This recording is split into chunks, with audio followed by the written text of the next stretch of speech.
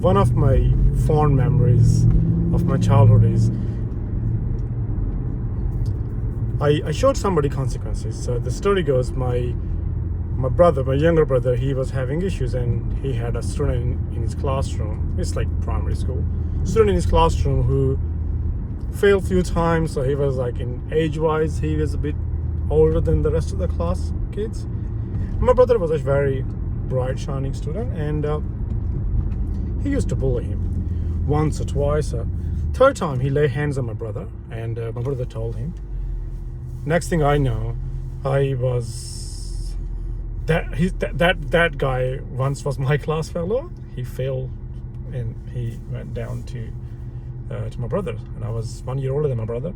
What I did was I showed that boy consequences of bullying someone, and we were friends or classmates for the next few years.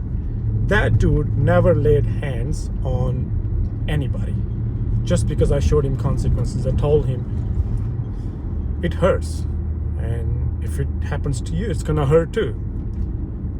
Fast forward today, now my son goes to school, and there is this little girl. Obviously we are talking about equality and freedom, and so she's a bit of anger issues, and she throws stuff around, and she has pushed people, to a point where people are up on the steps, and she just pushes them, and nothing happens to her for some reason, and I don't understand why. And the most recent issue is she threw scissors towards my son, and I talked to the teacher today, and teacher said, yeah, I will talk to her, and because I said, hey, what's going to be the consequences? She said, yeah, I'm going to talk to the girl, and I will tell her that how to manage her anger next time. And my question was, living in this woke Melbourne society, and I was like, maybe let my son help her manage her anger by showing her that her actions have reaction, that there are consequences. And I'm pretty sure my son's anger management will work really well. Now, again, my son he's not that kind of kid. Probably I'll have to, he's my firstborn. If this was my daughter, my secondborn, she'll be ready for it. My son probably wouldn't, but the teacher's response was, oh, no, we don't do that. And I was like, so what are we doing? Are we waiting for my son to lose an eye? Are you going to help her not to have scissors anymore in the classroom? Because obviously she has issue with that. Can we separate her? But this goes back to my theory, which I have.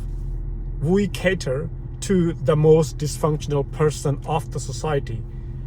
And in my son's classroom, she is the most dysfunctional person of society.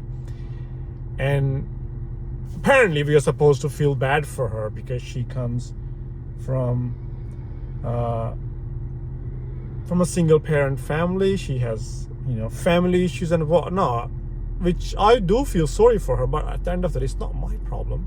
My problem is my son has a healthy, flourishing, and safe environment. And if you can't do that, at least try to restrict it. But again, we cater to the most dysfunctional person of the society. And that is so true in Australia.